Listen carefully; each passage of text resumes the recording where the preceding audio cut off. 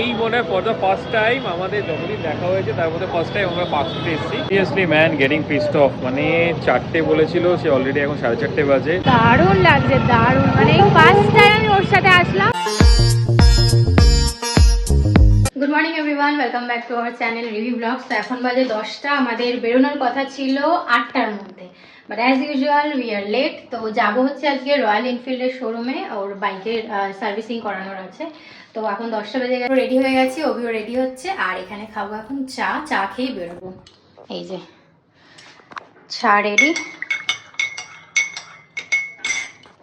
ঝটপট করে খেয়ে নিই, না হলে আরো লেট হয়ে যাবে। Good morning everyone. তো আমিও রেডি হয়ে গেলাম। সকালবেলা 8টার সময় বেরোনোর কথা ছিল, 9টার সময় আমার অ্যাপয়েন্টমেন্ট ছিল রয়্যাল এনফিল্ড শোরুমে।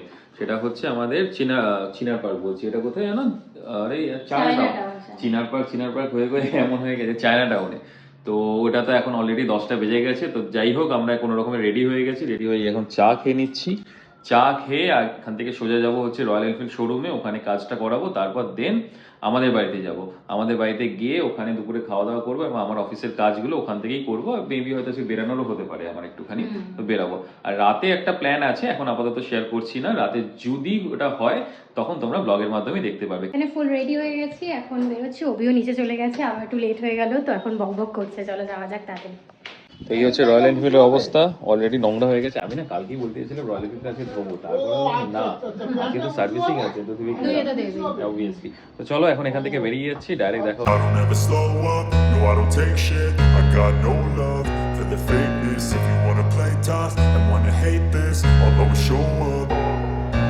I don't ever slow up, no I don't take shit. I got no love for the fakeness. If you wanna play tough and wanna hate this, I'll always show up and make a statement. I don't ever slow up, no I don't take shit. I got no love for the fakeness. If you আসলাম, এখন বাজে প্রায় 11:30, না 11টা না 11:30 বাজে। এই job card হবে, দেখি কতক্ষণ এদের নাটক হয়, তারপর তুমি পড়বি নাকি? হ্যাঁ টুপিটা পরে নিচ্ছি, অবস্থা খারাপ হয়ে গেছে, খিদে পেয়ে গেছে। আগে এখানে ওয়ান খাবো, তারপর সবকিছু হবে।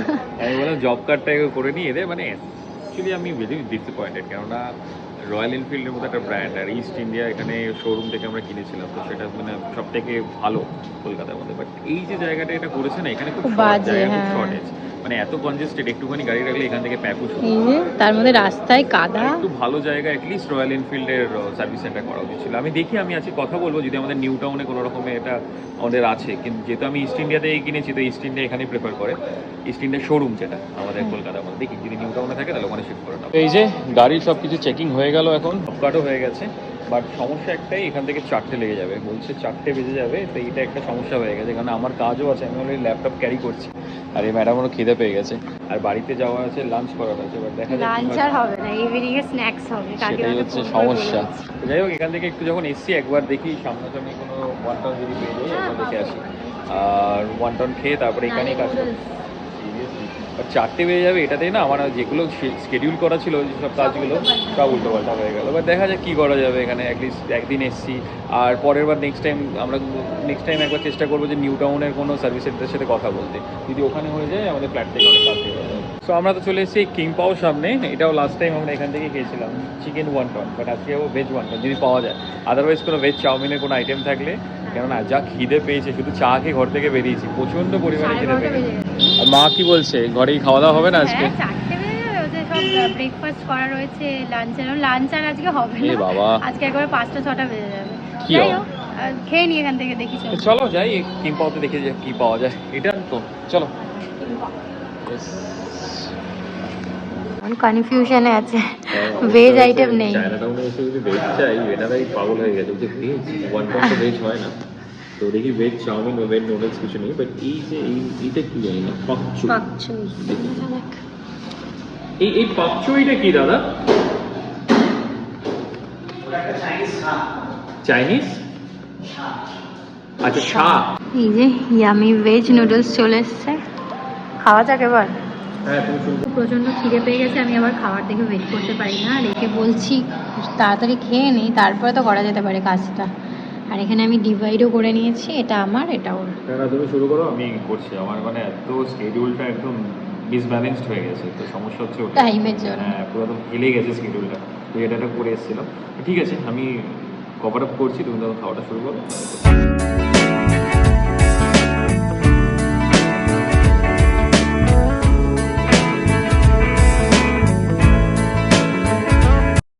কেমন? এমাতে ভীষণ ভালো এখানকার চাউমিন। ওয়ান্টন আমরা খেয়ে গেছিলাম, ওয়ান্টনটা খুব ভালো লেগেছিলো, বাট এই ফার্স্ট টাইম আমরা ভেজ চাউমিন খাচ্ছি চায়না টাউনেতে, অসাধারণ মানে সত্যি খুব ভালো। মানে এখানে চাইনিজ ফুড যদি তোমরা খেতে আসো, মানে এর থেকে মানে কলকাতায় বেস্ট জায়গা খুব কমই আছে। Seriously man, getting pissed of. মানে 4টে বলেছিল, সে অলরেডি এখন 4:30 বাজে, এখন গাড়ি ধুয়ে এলো। আর আমার মনে হচ্ছে না পরের বার থেকে এখানে আর আসা যাবে, নিউ টাউনের কোনো জায়গায় গিয়ে করতে হবে। মানে এক তো জায়গাটা খুব একটা ভালো নয়, মানে সারাক্ষণ গাড়ি ঘোড়া আসছে, আর অতটা সেফও না জায়গাটা, বাট ভালো লাগেনি সার্ভিস ওভারঅল। তো দেখা যায় গাড়ি এখনও তো তৈরি হয়ে গেছে বলছে, এখনও 5-10 মিনিট লাগবে। এখান থেকে গাড়ি পেলে প্রচণ্ড খিদে পেয়েছে, ডাইরেক্ট বাড়ি যাবো, বেলেঘাটা বাড়ি। এখন বাজে 8টা, আর এই এখন রেডি হলাম। তো ঘরে আসতে আসতে তো মিনিমাম 5টা বেজে গেছিলো। তারপরে এসে কোনো রকম খেয়ে নিলাম, খেয়ে দিয়ে একটু কাজ করে রেস্ট নিচ্ছিলাম, রেস্ট নিয়ে এখন 8টা বাজে। তো এখন আমরা বেরাবো হচ্ছে পার্ক স্ট্রিটের উদ্দেশ্যে। হয়েছে? আমি রেডি আছি। ও তাই? পার্ক স্ট্রিটে আমি ভাবছিলাম যে 25th যাবো, বাট তখন গেলে না প্রচন্ড ভিড় হবে, তো ওই জন্য আগেই যাচ্ছি। দেখা যাক আজকে মানে রানিং একটুখানি লাইটিং গুলো দেখবো। কোনোবার যেতে পারি না, ওই এত ভিড় হয়, চলে আসি দেখে ভিড়। প্রত্যেকবার আমরা লাস্ট 2 থেকে 3 বছর ধরে কি করি, প্রত্যেকবার 25 তারিখে পার্ক স্ট্রিটের দিকে যাই। এবার পার্ক স্ট্রিটে ঢোকার মুহূর্তে ঠিক ওই স্প্ল্যানেড থেকে যখন ঢুকছি, ওখান থেকে রাস্তা বন্ধ থাকে, তো ওইখানে আমরা ভিড় দেখে প্রত্যেকবার দুজনে ঝগড়া করে চলে প্রচন্ড আসি। ভিড় হয় ওখানে, যাওয়া মানে ইম্পসিবল। তো এইবারে তো এমনিও টাইম নেই, এত কিছু কাজ আছে, তো মনে হলো যে আজকে আমরা প্ল্যান করেছিলাম যে সকালবেলা যেহেতু বেলেঘাটা বাড়িতে এসেছি, তো এখান থেকে মা ফ্লাইওভার ক্রস করলেই পার্ক স্ট্রিট একদম সামনেই, তো এখান থেকে একবার ঘুরে আসি। তো যাই হোক, ওখানে যাবো একটু বাইকটা নিয়ে, জাস্ট একটা রাউন্ড মেরে আসবো, আর এসে এখানে রাতে ডিনার করে দেন বাড়ি যাবো। যে আমরা একদম পার্ক স্ট্রিটের সামনে এসেছি, মানে কি বলে মোড়টায় যাইনি, টার্নিংটায়। তো ওখানে গিয়ে দেখি এবার ঢুকতে দেয় কিনা, লাইটিংটা দেখতে দেয় কিনা। চলো চলো চলো, এই যে ফাইনালি ঢুকতে পেরেছি। ও ওয়াও,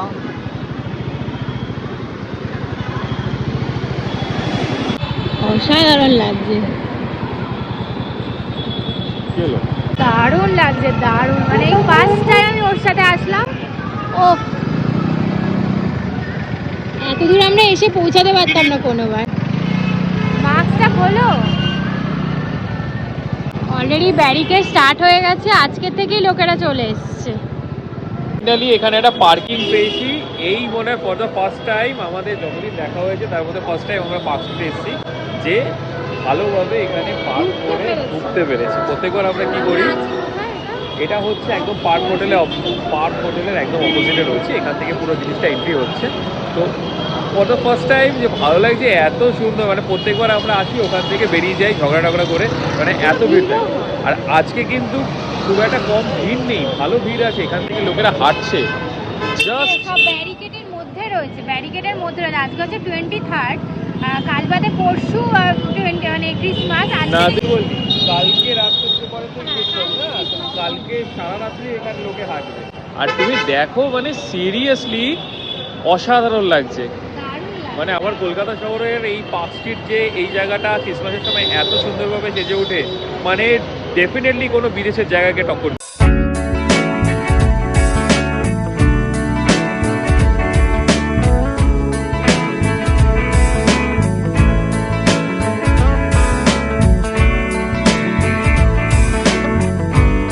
ফাইনালি আমাদের ফটো সেশন ডান। বাপ রে বাপ, রাস্তায় গাড়ি দাঁড়িয়ে যাচ্ছে, কি অবস্থা দেখো।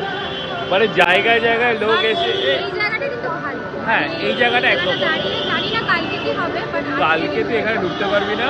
এই যে পার্ক হোটেল অপোজিটে, এই যে পার্ক হোটেলের একদম অপোজিটেই এখানে আমাদের গাড়ি পার্কিংয়ের জায়গা রয়েছে, বাইক পার্কিংয়ের। এখানে দাঁড়িয়ে সুন্দরভাবে ফটো তুলতে পারলাম শান্তিমতো ভাবে। বাট কি হচ্ছে যে রাস্তায় না গাড়ি দাঁড়িয়ে পড়ছে, রাস্তায় রাস্তায় লোকে ফটো তুলছে, রিলস করছে, তো গাড়িগুলোর তো অবস্থা খারাপ। রিলস করতে হবে, হয়ে গেল। জ্যাকেট ট্যাকেট খুলে নিয়েছি, জ্যাকেট পরেও পিকচার তুলেছি। জ্যাকেট খুলে যেহেতু রেড আমার নেই কিছু, মেরুনটা পরে এসেছি, তো এবার একটা রিল করি। এই যে ফাইনালি হলো সবকিছু, এখন রেডি। ইচ্ছা করছে না, তাও যাচ্ছি। বেকার এখানে ভিড় হয়ে যাচ্ছে, পুলিশ মামারা চলে আসছে। চলো চলো চলো, অনেক হয়ে গেছে, চলো তো এখন আমরা এখান থেকে বেরিয়ে যাচ্ছি। তো এবার এখান থেকে লাইটিংটা যতটা পারবো ক্যাপচার করার চেষ্টা করবো। তো চলো বেশি কথা বলবো না, এতক্ষণ ধরে আমরা আমাদেরকে দেখিয়েছি, এবার তোমরা পার্ক স্ট্রিটের যে রিয়েল লাইটিং সেটাকে এনজয় করো।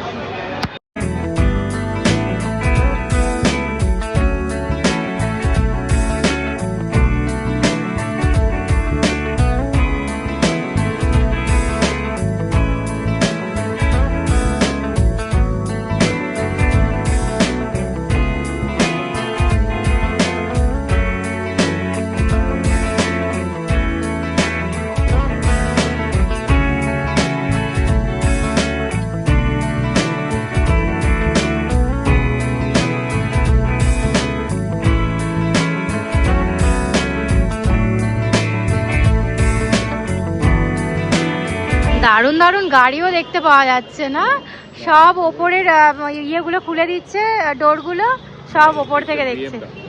ও তাই, আমি খেয়াল করিনি। কি করব, গরিবস।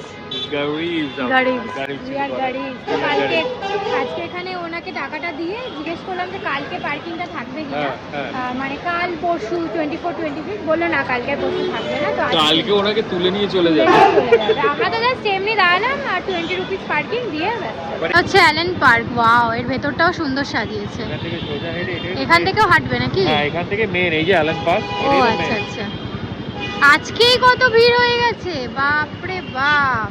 এটাই হচ্ছে মেন। এত দূর আমরা মনে হয় না এসে পৌঁছাতাম কোনোদিন, আমরা কোনোদিনও এসে পৌঁছাইনি, তো এইবার বাইকে করেই হলো।